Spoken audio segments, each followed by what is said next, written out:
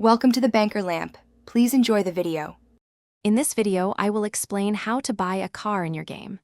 First, you'll need to understand the various car types and models available. Next, locate the designated car dealership or marketplace within the game world. It's crucial to ensure you have enough in-game currency to cover the purchase price of your chosen vehicle. We'll cover how to earn more money later if needed. Once you're at the dealership, take time to research your options. Compare vehicle statistics such as speed, handling, and durability to find the best fit. Think about your personal playstyle and what you aim to achieve in the game. Also, keep an eye out for any special offers or discounts that could save you a significant amount of in-game cash. After selecting your ideal car, it's time to complete the purchase. Double-check the final price and any additional fees before proceeding. Then, simply execute the transaction at the vendor.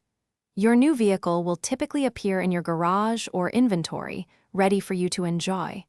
Remember to customize it to your liking for the best experience.